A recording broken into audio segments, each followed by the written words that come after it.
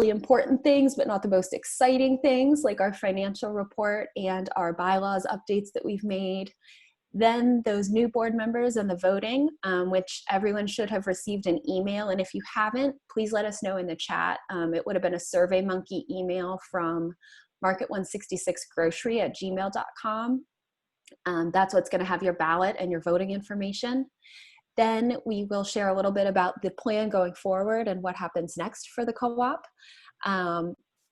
Have a few things that we can all do to help this, this vision become a reality. And then, like I said, we'll have some time for Q&A. And I will pass it over to Mandisha Thomas, who's going to help us all introduce ourselves.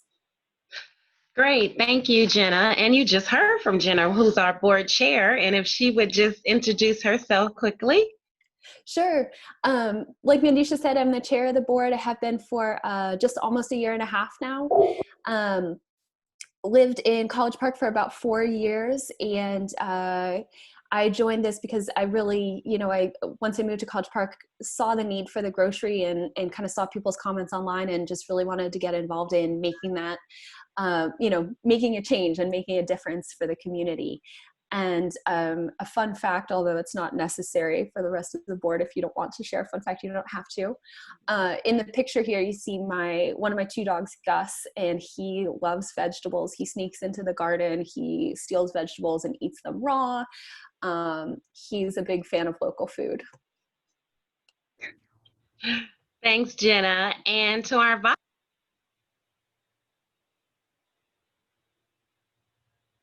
Did you call my name? Because my dog's barking. Go ahead. Big dog fans here. Sorry. It always has to work perfectly. I'm Pramil Das, and I'm the vice chair. In my other universe, I'm a high school science teacher, and I'll keep it brief.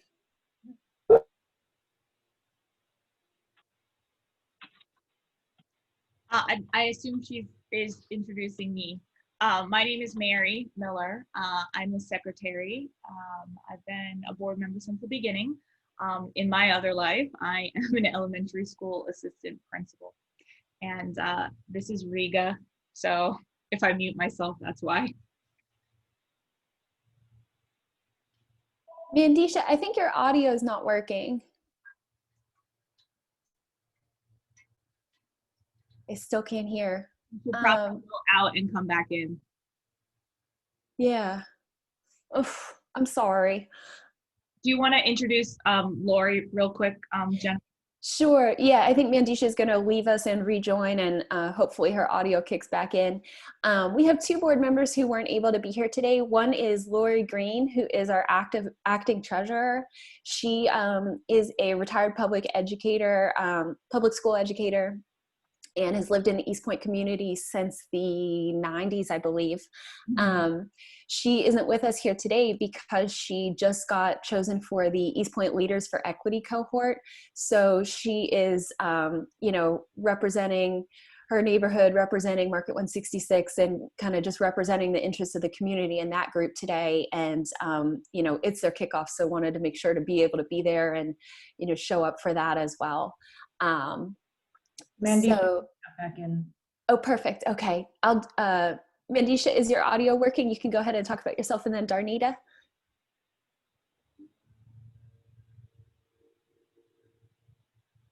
Oof, okay, maybe still audio problems. Our other board member who's not able to be here today is Darnita Henry, and she's just taken a leave of absence from the board, just as life happens. So I know she's with us in spirit today, and she's a local chiropractor, has been in the community for a really long time, and is an important part of this co-op.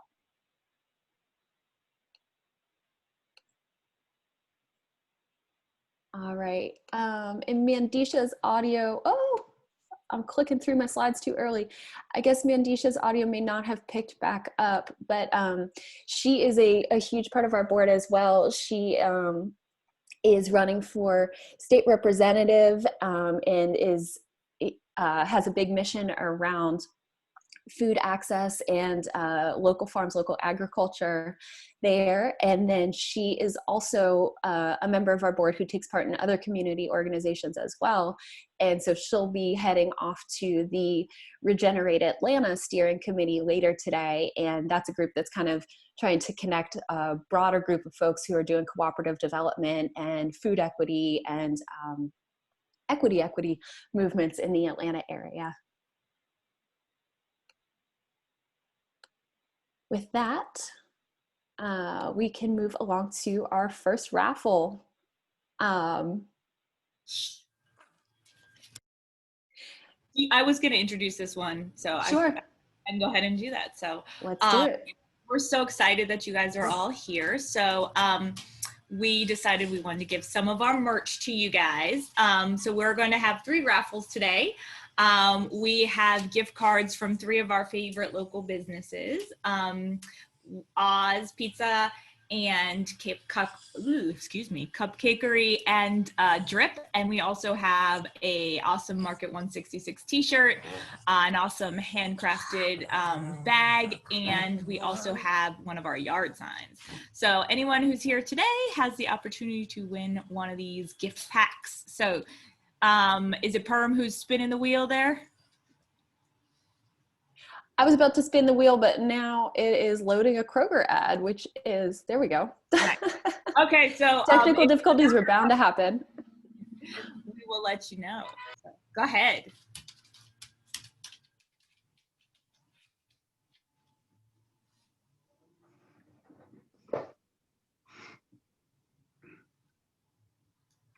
Six. Lucky number 6. Perm, do we know who that is? Yes, we do. Let me go to number 6. That is Jess Collett. Congratulations, Jess. Yay! And what did Jess win? She will get the bag and an Oz Pizza gift card. Yay!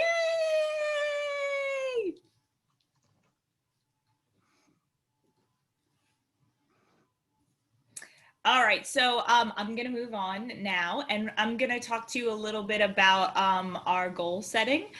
So at the beginning of this year, before all of this happened, we sat down as a board and set some goals. So as an elementary school person, I love chart paper, so you can see me and Pramil there writing down some of our notes, but we have a lot of really awesome goals for this year, and you can see them there. Reaching 300 owners was our number 1 goal, and so at this point, Jenna, we're at 176, am I right? Or did we get— Yes, ma'am, 176. We're at 176 owners, which is awesome, and so there's a real possibility we're going to be able to reach that goal by the end of this year. We've completed our feasibility study so far. This year we have started working on the business plan. And is it completed, Jenna, or is it? The business plan is, and we're moving on to a strategic plan, which Pramil is going to share a little bit more about. Awesome. So we have recruited additional board members, and they're up for election today. So they're both really awesome. And we kicked off our initial sale launch with our mobile market that was in August. And we wanted to get our owners more involved, and here you guys are. So we're well on our way to meeting our 2020 goals. Of course, COVID was really a wrench in all of these plans. I know with owner involvement, we had hoped to do a lot of things that just weren't possible and weren't safe this year. But, luckily we had made those plans already. So as soon as all of that is safe, it's going to be happening. And in the meantime, we've been kind of strategizing about some ways to involve owners and more volunteers in other ways too. So. And if you're interested in volunteering, please reach out to us. We would love to have you. More later on that. So over to Pramil, who's going to share a little bit in more detail about what we've done so far this year. Great. Trying to make sure I don't keep anybody in the waiting room, but let's talk about some of the highlights and accomplishments we had throughout this year since we last met in 2019. So The first thing that we did that we're very proud of is we worked with our owner, Kim Estes of Y Power Consulting, and we had a professional written case statement. And from that, we distilled all the different things that we're interested in, how we want to impact the community. And we really got tight and focused with our impact areas. And we came up with 3: to empower, improve, and to build. And as you can see, they're listed right there. We're going to focus on an equitable food system. The community's health is very important to us, and environmental stewardship. And of course, the involvement of the community, building owners and customers, and having an area where we can share space to gather, learn, procure, prepare, and enjoy food together. So these 3 things you're going to see constantly being reiterated in our marketing and our messaging and on our websites and social media. And these are the 3 areas that we're going to be hitting on. So if you want to also join us as you talk about Market 166 and what we plan on doing and why it's important, these are the 3 things you can always go back to. The next thing is we had a goal of an initial food launch, and we're very excited that we worked with the East Point Farmers Market, and we had our first mobile market. It was a lot of fun. We got to see a lot of people in the community, and we have an exciting news that we applied for a grant with the USDA, and we're actually in round 2. So they really liked what we had to say, and they asked us to participate in the 2nd round. And of course, my dog wants to bark. So we have a mobile market that we're going to focus on for the grant. And that's going to give us the opportunity to highlight our local farmers' food and to give local chefs an opportunity to take that food and prepare deliciously healthy meals with it. And we are going to be working on an EBT account, and then eventually a SNAP double account, so that we can make sure everybody gets fresh, nutrient-dense foods. And we're going to be bringing food to the people. Now, this is just going to be something we're doing while we are preparing for the brick and mortar, which is our ultimate goal. But we wanted to address the food desert currently, and the pandemic has shaped and reshaped how people want to get their food. And we want to be sensitive to that and go ahead and see how it's going with the market and get the food to the people in a more mobile way. And we're really excited about it because there's lots of local farmers there that are looking for places to sell to. The next thing is we're taking our business plan to the next level, and we're going to focus and look at our 3 case statements and make sure they're aligned with our goals, events, and our work. And we're going to change that into action, and that will be seen in the strategic plan. So if you have experience with that, we'll give you some more information about how you can get involved with transitioning us to a strategic plan. And probably one of the most exciting things is we did our preliminary feasibility study. And that was a study done by somebody who has not been to the area, so they were completely unbiased. And we were able to get 3 very important information. One is the location. Out of the area of the Southwest that we had on our map, they chose East Point by the MARTA station to be an area where the store will be very successful. They told us what our product mix should be. 50% of it will be natural foods, 50% should be clean, conventional. They told us our space size should be about 4,250 square feet. Now, I just want to clarify, that's just the sales space. That's not where the carts go, the checkout counters. It's just one component to the sales of the store. And what we were excited about is that perfectly matched what we had planned out ourselves. So that alignment and that data that went with our thoughts and our vision had really come together well. And they also gave us an initial projected sales for the first year, and that would be between $2.25 to $3.25 million. So that's always good to hear. And Pramil, would you mind sharing a little bit just about what clean conventional is, in case that's a term that folks are unfamiliar with? Yeah, so clean conventional is your healthier choices of food that is not the most nutrient dense. I can say it that way.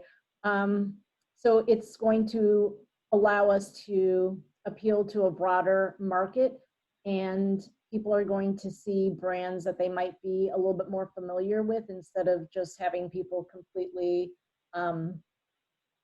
introduced to something that they've never seen and maybe turned off by that experience. So it's a nice mix of products that they've seen before and introducing new products. Thank you. And with that, we are at our second raffle. Yeah.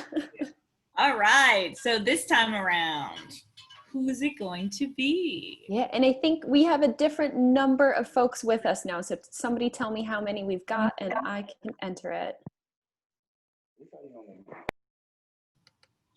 23. 23. Okay. We're so glad you guys are all here. Means So we have exciting. one. This time we've got our drip gift card and a t-shirt, so you can wear the t-shirt to drip and enjoy your amazing coffee. That's Jenna. You want to spin again? We get to spin again. Okay. Whoever just entered, She already has a t-shirt. She doesn't need another one. whoever's name is Zoom user, if you could give me your name, I'd love to use your real name.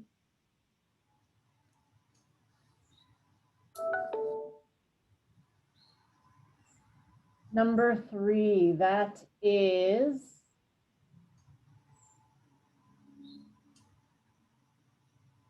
somebody, oh, Miss McMullen. This is nepotism. We're going to spin again. Why is it only like single digit numbers? What number should it be? What number should it be? That's better. 23. That was the last person who joined. So Zoom user, I don't know your name. Yay for Zoom user. Yeah, send us your name in chat. It can be in private chat if you want, and we will make sure you get your gift cards. Yay.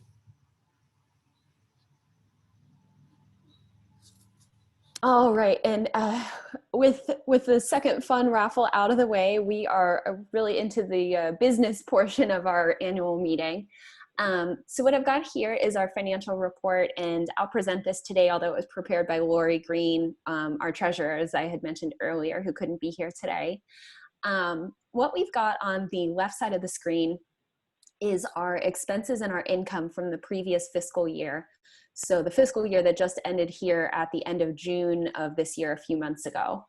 Then on the other side of the screen, we have the fiscal year to date income and expenses. So it's not apples to apples if you're trying to make, this line up with what you're seeing over here. It's kind of two different reports. The thing that I would really love to highlight here, for one, we've got our dollars in the bank down here in the bottom right corner.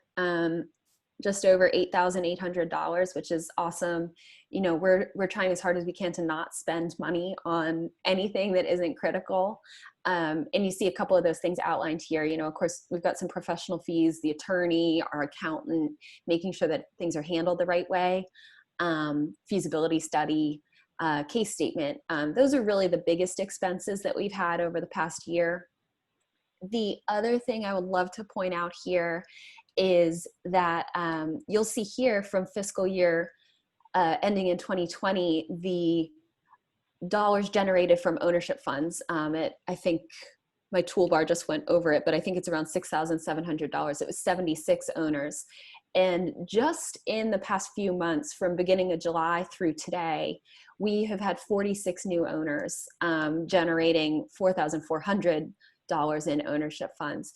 So we're really on a great pace this year with owners joining us. And that's our biggest source of income right now. And, like I said, saving all of that for the future to the degree that we can, and making sure that that's going to be applied to getting our store and really getting everyone here the groceries that they deserve. So that's the quick and dirty financial report. I know we're taking questions at the end, so if folks have questions on this, either we can do our best to answer, or certainly Lori can follow up. Then I will go to our second, not quite as exciting, but really important topic of the day. And this is our bylaws updates. So we are required to report on any changes that we make, required by our bylaws, to report to you all as our owners any changes to the bylaws that we make as a board.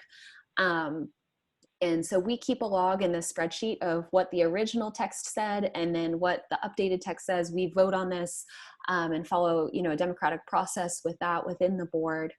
And this is available for anyone who would like to see it in more detail. We're also always working on our website. And so one thing we're going to get uploaded to the site is a copy of our bylaws. I'll run through just very briefly a couple of things that were changed here. In this first row, we changed the definition of a household. Previously, we had defined that consisting of 2 adults and any children under 18. And we really want to have a looser definition of what a household is, because we know there are all different kinds of families out there. And so we took out kind of this qualifying information of, 2 adults and any children, and just called it a household. However you define a household, we trust that, and you can join as one owner. The second item here is also important. Originally, the way our bylaws were written, just kind of based on some template bylaws we had seen from other cooperatives, we had 1/3 as our quorum. And so that would be 1/3 of those 176 owners that we have would be required to vote in any given election, like today's election. And then, if we didn't have that 1/3 of our 176, the vote would be invalid. In speaking with other cooperatives, especially some that are more mature and are larger now, co-ops who have 1,000+ members, they said really more like 10% as a quorum is what they recommended. And so we just voted, as a board, we discussed that, and we voted to say 10% would be a quorum for us. Other changes here were mostly just like small tweaks to the text. And like I said, I can send this out for anyone who wants to read more. But the one I will mention, originally the bylaws were written such that people on the board of directors could receive a payment for their role. And I just wanted to clarify, and we've clarified this in our bylaws now, we on the board are not receiving any compensation. This is a purely volunteer effort. And so we wanted to make sure that that was clearly reflected in our bylaws. And with that, I will get back to the main presentation. And pass it off to, I believe Mary is going to talk about our potential new board members and a little bit more about voting. And just so, if you guys could resend out the survey in the chat, a couple people at the beginning of the meeting, so they didn't get it. Okay, I think the best thing to do there is we want to collect names instead, so that we can send it individually. I don't want to send it to a full list again and then potentially have double votes, but we'll get that done right after this meeting. Yeah, and make sure it's not in the garbage.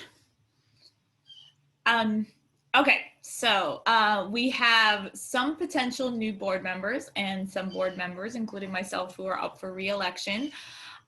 So we have Keisha Chapman, who is one of our new potential board members. Is she on, Jen? Yes, yes. Okay. And she is going to introduce herself and tell you a little bit about herself and why she would love to help Market 166. Hi, good afternoon, everyone. Hi.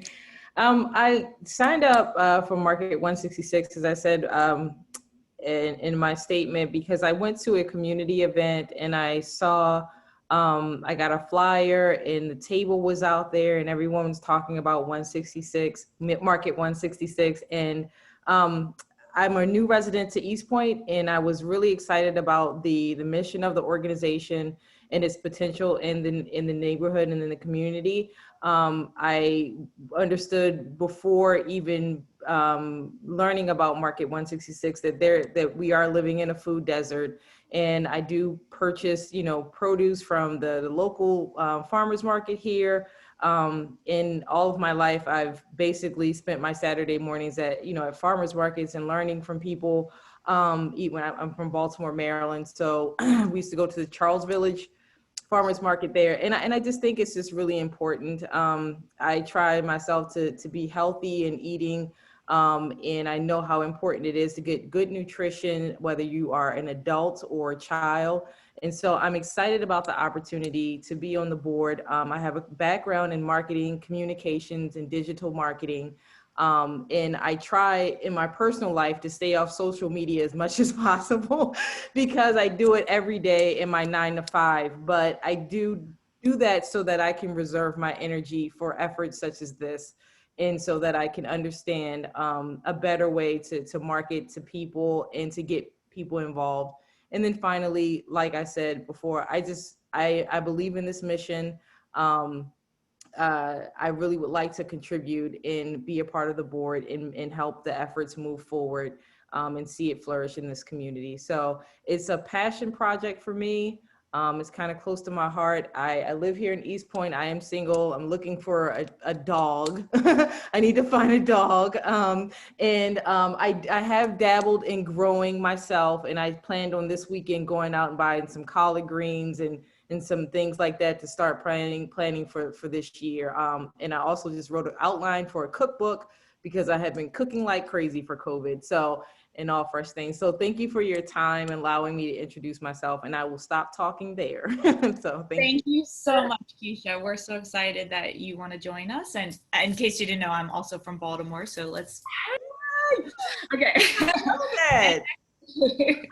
So I'll talk about that later. But next we have Clark Hill.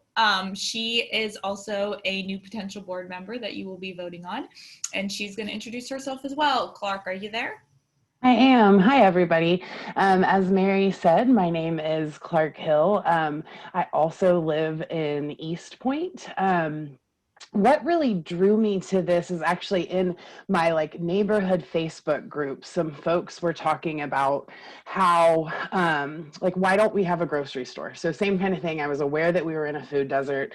And somebody brought up that the grocery stores are one of the main reasons for gentrification in neighborhoods because they have certain requirements about the amount of people and the income level and all of those things before they will come into your neighborhood.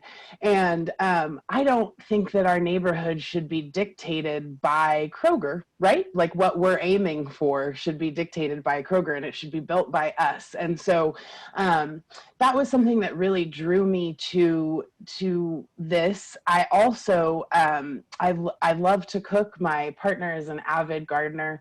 We live in Jefferson Park, and our backyard has so much produce. I love going to pick my dinner every night. And then I also am deeply committed to equity and social justice. I do a lot of this in my work. I'm a director for the Boys and Girls Clubs of America.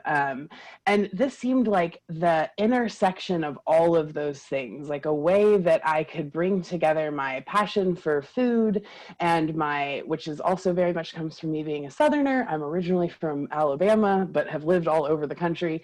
And so it really brings together just all of these things of access to food and how that is truly a social justice issue that brings equity into our communities and allows us to really form what we want our neighborhood to look like instead of that being dictated by external corporations. So I'm super excited to be a part of this for sure. I definitely look forward to learning more about cooperatives. I do have a good friend who is an executive director of a cooperative in Austin, and that is also part of this that I find really fascinating, this idea of all of us owning our business, owning what's in our corporation, instead of other entities. So again, sorry, I'm a little bit under the weather, so I'm like not kind of as streamlined as I normally am, but again, it's just an intersection of a lot of different interests that I have. And yeah, I look forward to working with all of you and getting to know all of you better. Well, we appreciate your enthusiasm for all of this. It's great to have new thoughts and ideas. So those are our two new potential board members, Keisha Chapman and Clark Hill. If you see on the screen there, you can read more about them on our website. Their information is there, including their applications and resumes as well. Are there resumes on there? Yeah, okay. So we have sent everyone a ballot, and you should have received it in your email. If you have not, please let us know in the chat and we will get one to you. So you have the opportunity to vote yes, no, or abstain for Keisha and Clark. And now we have two board members who are up for re-election, Pramil Das and myself. So Perm, why don't you go ahead and just talk for a second, and then I'll go last. Hi, I already introduced myself, so yeah, I can't believe 3 years, or almost 3 years have gone by. I was one of the founders back in the coffee shop days when we were responding to a Facebook post about being excited about possibly getting a grocery store that will be a cooperative. I've been in cooperatives since college, so I'm pretty familiar with them. But what excites me is the opportunity to create our own food system and to address the equity issues that we have in food, and to build a food system from the grassroots, from the ground up, the way we want it, the way our community demands it, and setting ourselves up ourselves. I think that's very empowering and very exciting. All right, thanks, Pramil. And finally, I am Mary Miller. I did introduce myself at the beginning, but I'm an assistant principal for an elementary school here in Georgia. I live in East Point. I have been here, I don't know, 4 years-ish. And yeah, I've been a part of Market 166 board since the beginning. And I'm just, really excited about this project and how it has the potential to really change the community and support local businesses, local artists, local farmers, and bring us together in a way that we're in control of. So we want to own our community, then we need to work towards it, and that's what I'm here for. Did anybody have any questions for the board members or potential board members? You can drop the questions in the chat and we can go ahead and read them out if you have a question, but. Yeah, and feel free to think about it, and go out to the website if you want to and read the statements that are posted there, and can always ask those questions at the end as well. Yeah, and there's information about myself and Pramil on the website as well. All right.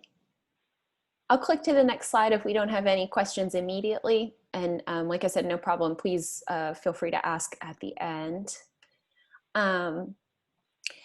This next part of our presentation, we want to talk a little bit about the future. I know both within our group of owners, within folks who have not yet, joined Market 166, and with us as a board, to be completely transparent with you, we all are wondering what happens next and when is this really going to happen? And so I know we shared last year at the annual meeting about some of the advisors that we work with. There's folks at the Food Co-op Initiative, which is a national organization, folks at Georgia Cooperative Development Center, who we work very closely with, and they're here in Georgia helping cooperatives start and flourish. And this quote here on the slide is something that the chair of the board of the Georgia Cooperative Development Center said. in our recent FAQ meeting, that co-op development really moves at the speed of trust. And Matthew said this in response to a question about, when is the store going to be there? We want it now. We want it now too. All of us on the board wanted, this co-op yesterday, but things really happen as quickly as the community gets involved and really buys in, not only on an ownership level, but buys in as far as your commitment to telling other people about this and kind of spreading the word about what we're trying to accomplish, and your kind of commitment and buy-in, whether it's volunteering, whether it's, asking us a good question, a hard question, saying something that you'd like to see, sharing your input, all of that kind of like ecosystem of us all working together and the community working together and really getting behind this, that's what's going to catalyze Market 166. And then to make that a little more real, here are kind of some numbers and timeline behind this. And I know this text is small and there's also a lot there. So this is on our website on the About page, and you can always go check it out there. This is adapted from a timeline that the Food Co-op Initiative, the national organization I mentioned, put together. And when we worked with our co-op owner, Kim Estes, on our case statement, she helped us adapt this for kind of the size of the community that we're in, the size of the store we're trying to open, where our ownership numbers are so far, and really helped us put together a timeline that benchmarks the stages of cooperative development, not against dates, but against ownership numbers. Because even if, $5 million fell out of the sky today and we were able to buy a perfect piece of property and fill it up with beautiful food, if you all don't care about it and aren't committed to shopping there every day, and more than just you all, more than just the 176 owners that we have, if you all aren't going to shop there, then we could have the most beautiful store in the world and it would go out of business because it didn't have that daily support. And so based on advising hundreds of co-ops in development, what Food Co-op Initiative has found is that really at these certain numbers of owners, that's a benchmark for when you're ready to move into the next stage. And so we've talked about, this has the current number from June, but right now we're at 176 owners. You heard Mary talk earlier about our goal of 300 owners by year end. And the reason we're really so jazzed about that and keep focusing on these ownership numbers, they're not just, fake milestones that we've made up. 300 owners is really when, based on this advice and guidance, we'll be ready to move into stage 2 of development, which is feasibility and planning. And so that's the point when we set up real estate committees, set up loan committees. We continue to develop our site requirements for the store. We develop a capital plan for how and where we're actually going to fund this project to the degree that we can get a property and build it out. So all of those really, really exciting developments that make this store, brick and mortar and more real, those can start happening right after we hit 300 owners. So we're really pushing so hard to get there by the end of this year because we want this as soon as we can possibly have it. And, it's really that speed of trust, that speed of the community getting involved and getting behind this endeavor that means we can move along to these next stages more quickly. Let's see. And so on that note, more about kind of what's coming in the future. Of course, even with those ownership numbers and those milestones in mind, there are some average timelines that our advisors have shared. They have said that co-ops, the typical range they see to start and get open is 3 to 5 years. So right now, you could say we're between 2 and 3 years so far. And, they have seen up to 9 years for a cooperative to open, but of course we want to do this more quickly than that, and get those ownership numbers and get all of those really important checkpoints, financial feasibility, things like that, to make sure that we're building this in the right way that the community has an, you know, all of the input they want to share, and that we also have the kind of technical and data things to prove that this store will be a success, and we're not opening something just to have to close our doors in a few months. The 3 to 5 years is that average timeline.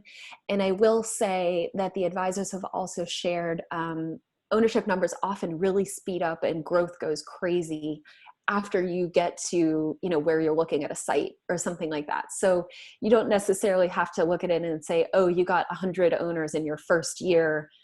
It's going to take us 3 full years to get to 300 owners. And it's going to take us, you know, 7 more years after that to get to 1,000 owners.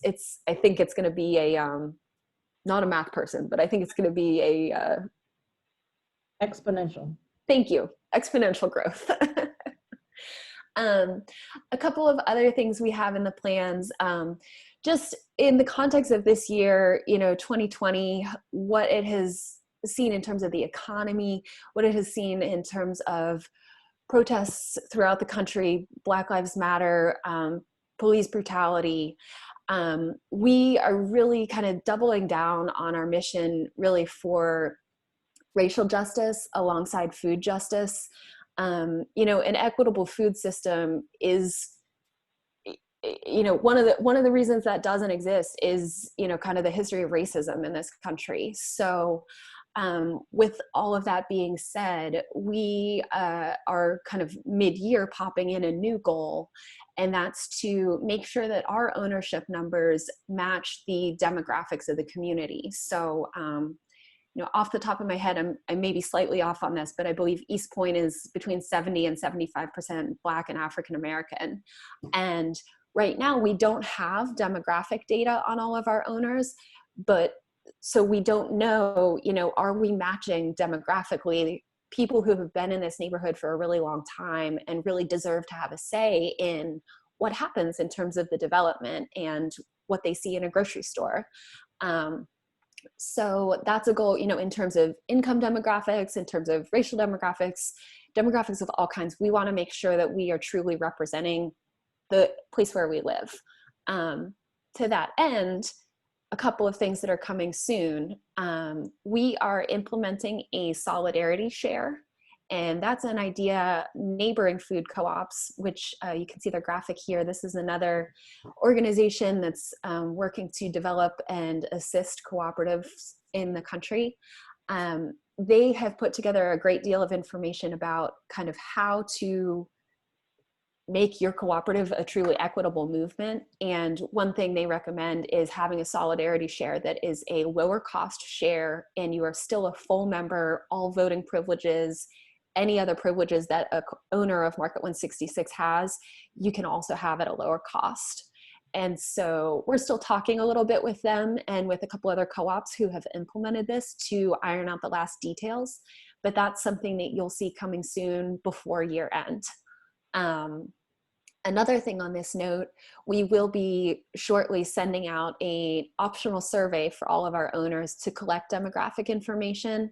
And that's not, you know, we're not trying to get up in anyone's business, but we just, you know, want to kind of have that on our side as a tracking function to make sure we're doing our very best to match the demographics of the community. Then another thing that's mentioned on the slide is what happens next, and I know Pramil shared about it, so I will be brief, is just that grant, the Investing in Food grant from the USDA. We're really excited about that. We've got a grant deadline coming up next week for that second round application, and we're very much hoping, you know, to move on there and be able to bring a, you know, a permanent mobile market to everyone as opposed to a pop-up, you know, once a month. With that, I will go to our final raffle.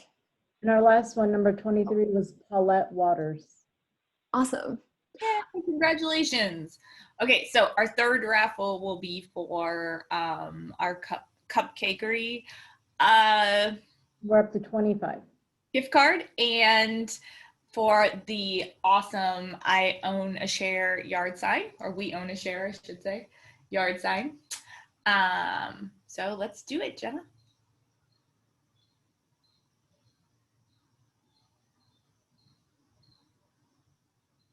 That's me, so you can hit again. Congratulations. You're number 1.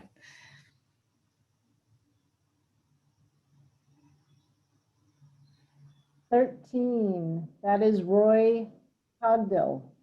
Yay! Congratulations.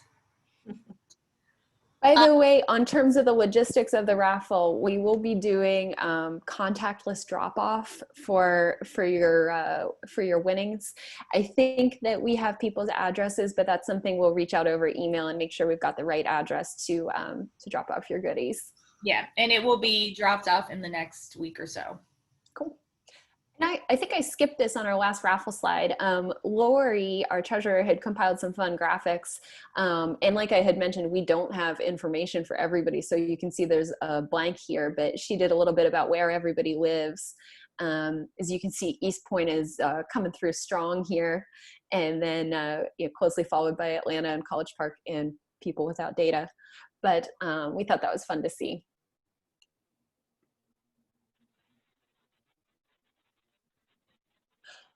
Oh, all right. I didn't realize I have to keep talking. We are nearing the end now, so we just wanted to share kind of a little call to action with y'all. I think, this chart, you probably all have heard a little bit about it now and are happy to learn more. But the biggest thing you can really do as a cooperative owner is tell a friend. And that's, our owners are the cooperative at this point. Without that brick and mortar store, it is all of us working together. That's what the cooperation is, and that's what the cooperative is.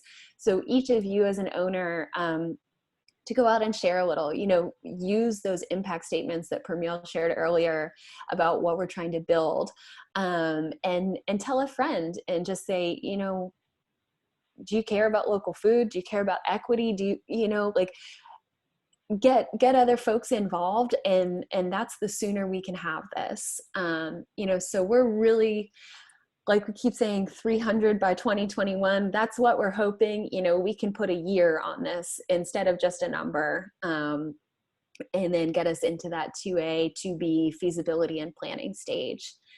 Let me see at my notes. Guys, if you want to share our social media posts or retweet or reshare or anything like that, please do. Get the word out as much as you can. Yeah, and always reach out to us if you have questions, or if you're talking to somebody who has questions, send them our way. And like I said, we're volunteers, so we cover the email as well as we can, but we're always happy to talk and answer any questions folks have, especially if it's going to turn someone into a believer about the co-op movement. And I will pass it off to Pramil. Great. We just have one person who's dialing in by phone, 512. If you could just say your name at some point. But as we've been stressing here, that co-ops are all about the community, and we really want to move forward. We want to move at the pace that the community is interested in, and we won't be able to do it without you. So we are asking for volunteers. Maybe you don't want to be a full-fledged board member, but maybe you do have some talents and skills in other areas that you can help promote to the co-op. So in the chat box, I put a link to a website. And if you want to sign up for a committee, that would be a very important next step for us to start utilizing the talents of our neighbors. And we have business development, marketing, outreach, and ownership engagement, grant writing, or if you have something else that maybe you can sew and you want to help make more bags or t-shirts or something unique, some other skill that you have. So in the process here, Jenna's showing you that you could slide from up and down to go to the different committee members. And when you want to put your name and email address, just grab a sticky as she's showing you, and type in your name and your email and just say save, and we will collect all of these and start contacting you. But we really can't do it without you. A co-op without the community is not really truly a co-op. So we're all volunteers, so we're excited that you also might have the chance to help move us forward.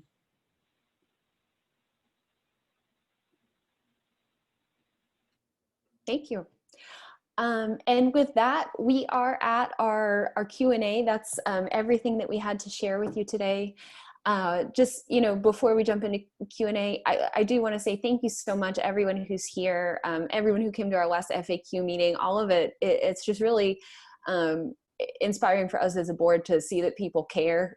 Sometimes we're working behind the scenes, and it is a lot of work, to be very honest with you all. And so to see people care and ask questions and, show up to even like a Zoom meeting, which is not ever the funnest thing in the world, is just so, so nice for us. So we appreciate your time. We appreciate you and your trust in us as a board. With that, I think We have one question, yeah. For the board. okay. Yeah, I was going to say, I think the Zoom meeting will kick us out at 1:30. So we've got about 15 minutes if there are that many questions. If not, our contact information is along the bottom of the slide, and it's available on our website too. You can always email a question later if you think of it later. Questions for our potential board members are fine. Questions for us as a board. Want me to read the question? Sure.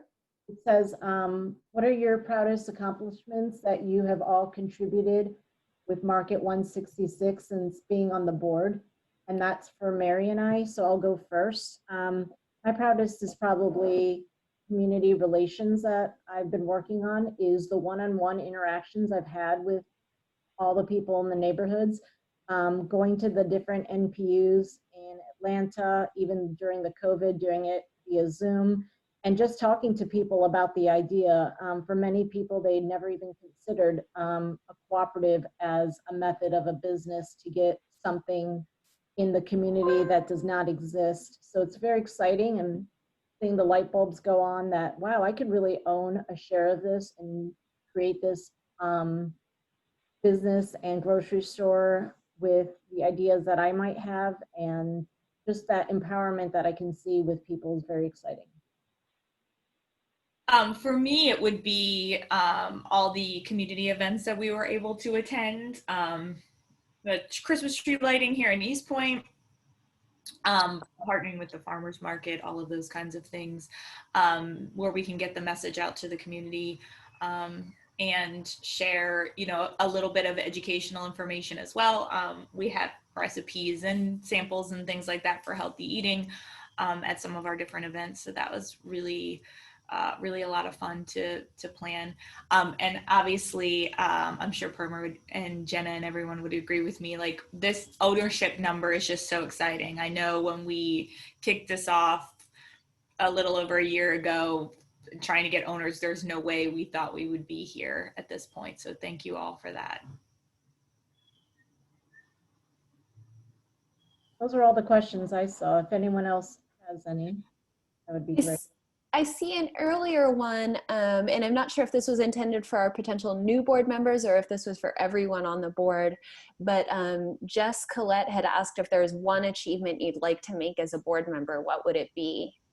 So we can, maybe we can all answer that, or if anybody has something to say, they can answer that. And then I saw that Noel had also asked about the ballot, if there's a certain number of board members we are voting on, or if y'all can support all nominees. And we can support everyone. This would bring our board up to 8, and our bylaws allow us to have up to 11 members on the board. So please feel free to vote for everyone if you feel so inclined. Yes, the more hands we have on deck, the better. Mm-hmm. In terms of accomplishments, I mean, things that we want to do, I guess, in the future. We want to hit that 300 mark. We want to get, we want our demographics, like Jenna mentioned, to match the community. We want to do more outreach. I mean, there's so much for us to do. There's a lot of planning, but we're going to get there. I think, you know, I'm not up for re-election right now, but one thing I would say I'd love to kind of achieve in these next few months is to really get our strategic plan into a place where it's extremely functional and really our guiding light. We have a lot of inputs right now, and it's a matter of kind of combining that all and then lining them up against those 3 impact statements. And our goal is not to, I've heard that for some organizations, they spend so long writing a strategic plan that by the time it's completed, their mission and values have completely changed and they need to do a new strategic plan. Our goal is really to have like a working document that is not that long and that, has charts and checkboxes, and at every single board meeting we can look at, and if we come to a decision point, we can say, okay, well, does it line up against, our goals here? Does it line up into our mission, into our impact statements, and use it kind of as a framework to help us triage, to help us really move forward, stay on track, be accountable to each other and to the community. So I think that's something I would really love to achieve. And of course, that's not a one-person effort. That's a full board effort and potentially some volunteers as well. But it's something that would be so valuable for us to have. I don't think anything is a one-person thing with this project. If we all have to work together all the time to get anything done. So thanks, Jenna. That was an excellent point. Yeah, I just wanted, to make sure people know we're not just going to sit here and like write a document and then rewrite a document and never do anything. That is not the plan at all.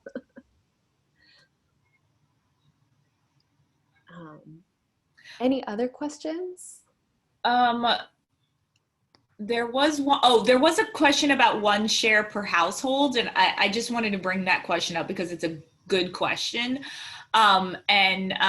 Pramil mentioned in her response, if you guys didn't see it, that you can gift an ownership to others as a way of supporting us if you want to buy more than 1 share. And, you could gift it to your neighbor, or you could gift it to anonymous. Another way to support us is with buying our merchandise, which is available on our website.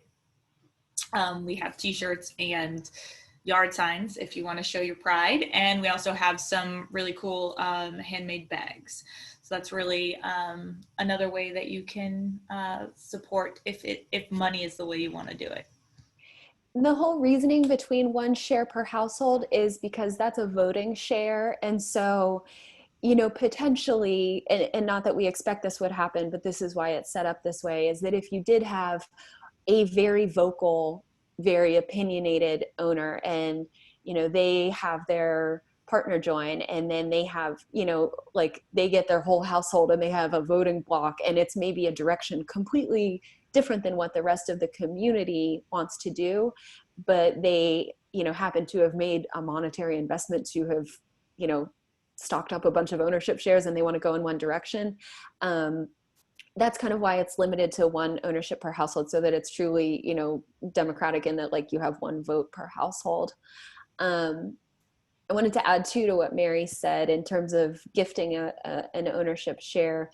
That's part of our plan for the solidarity share that I'd mentioned, is that on our site, we'll have an option to sign up as a regular ownership share, sign up at the solidarity share level, or to, sign up plus make a contribution to the fund for those solidarity shares.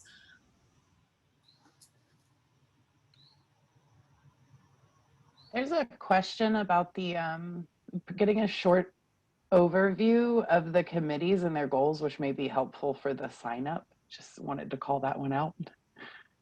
Thank you. Pramil, do you want to share that? I know you've worked a lot on the committee organization. Say that again? Which, I'm sorry, I was chatting and answering questions. Clark pointed out the question about sharing a little bit more about the committees and their goals. If you wouldn't mind giving a quick overview of each. So the areas that we looked at that we would like help with, that we would like to get your talents on, is 1 is a business development committee. As you heard about with us starting a grant, we want to create the mobile market, and that is going to be obviously a lot of knowledge about businesses. And if you have had some business development experience, that would be great. We're going to have to hire a mobile market manager and somebody to assist in hiring employees, what's involved in that. So also as we are looking for a brick and mortar, all the different things that are involved with developing a business, the pro forma, the feasibility, asking the right questions, we would really like your assistance with that. The second committee is the marketing committee. So if you're very good and savvy with computers, social media, graphic design, we could always use more graphics to give out to people, especially during the pandemic. We're not doing stuff face to face and not relying on print as much. So we do have to have a very vibrant, very capturing social media and Facebook platform to get people excited and to be also informative at the same time. So if you're very good with videos and photos, we'd love to tell our story. People resonate with that as well as numbers and what we hope to accomplish. That's part of the marketing committee. So if you are a creative person and you like to do events, that's very helpful. Outreach and ownership is also very much in tune with events. And you're an owner, so you're here. We have to ask, how do we get more people here out of our 176 owners? How can we be more engaging, especially during this time, and connect with our owners? How can we get more owners? So if you have some creative ideas, that would be excellent. And the fourth one is grant writing. And I don't think I need to say too much about that. I think we know what's involved with grant writing. And the last one is just an opportunity, if you have a skill that we did not mention, that you can see how it will be helpful. You can jot down a note and your email, and we'd love to have all the help we can get. We really can't do this without you. We are all volunteers. So there are always things that people are like, oh, you could do this, you could do this. Why haven't you done that? Why haven't you? And we're like, because we work. And, you know, being a teacher in this time is really hard for me, you know, 60 plus hours and then doing Market 160. We need your help. We desperately would like to involve more community people. And it will be as good as we want it to be. We're all in this together. So if that can be a slogan, all in, let's make that our slogan, but we definitely need help. We want to do things faster, more effective, so forth and so on. So does that answer the question? I think so. And I'll add just a couple of things. In terms of the business development committee, I know this is a question we got on Facebook recently from someone who's kind of like, oh, like, you know, has anyone on the board run a co-op before? Has anyone been in grocery before? Like, none of us are subject matter experts on, you know, cooperatives in particular. We're certainly learning at every chance we get. We take advantage of educational opportunities. We're in a co-op development peer group, you know, a lot of things like that, but we're not experts on all of these things. And so that's where we really want to lean on our awesome community for that expertise. And of course, hiring professionals when needed as well, you know, talking about our accountant, our lawyer, things like that. But, you know, that's really the purpose of that committee. Is none of us, you know, we're educators, we're, you know, work in marketing. We do different things that aren't necessarily co-op development on the day-to-day. And so folks with real estate experience as we come up, financing, you know, as we look to start our, you know, our capital campaign for the brick and mortar store, all of that stuff, you know, guidance from experts will be so valuable to us. And then the other thing I wanted to mention, just in thinking about the marketing committee, we have had one amazing volunteer this year. I don't know if he's here today, but Xander Flood, who I just wanted to give a shout out to. He helped us redesign our website and get it to look a lot more, I think, 2020 than where we were. And now we're just building on that and adding as much information and things as we can. But, you know, we've already got awesome talent and generous time donation from our owner Xander, so it's much appreciated.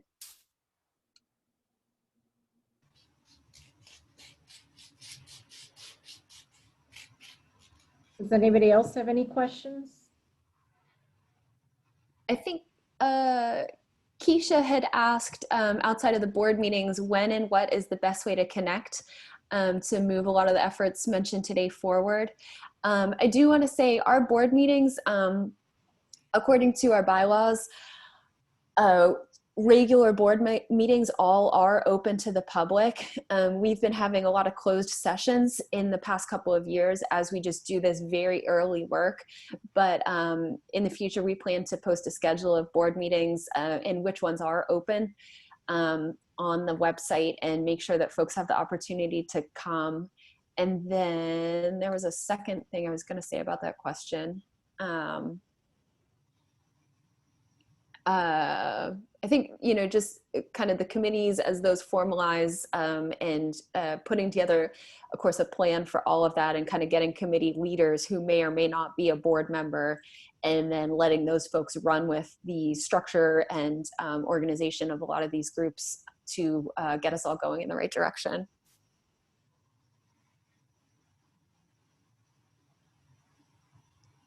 Yeah, I Then, was really excited to learn about that, because I was wondering outside, you know, the board meetings, like in terms of like work sessions and things like that, I think, you know, we want to get in, you know, roll up our sleeves, but not necessarily, but the opportunities there to have those work sessions where we're actually helping to tackle bit by bit some of the things that were brought forth today. Because I love a good meeting, but you know, I love meetings, but you know, we realize that to get things done, you know, work sessions, even if it's over the weekends or, you know, after hour, we get off of work, and I know everybody's busy. So just wanted to raise that up as well.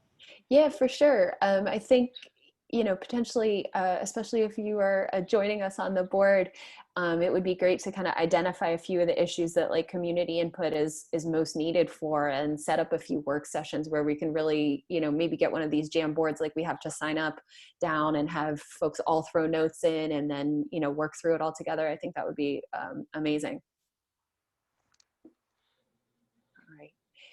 We are at 1:30, so if there are no final questions, we can call it a day and get everyone back to their weekend.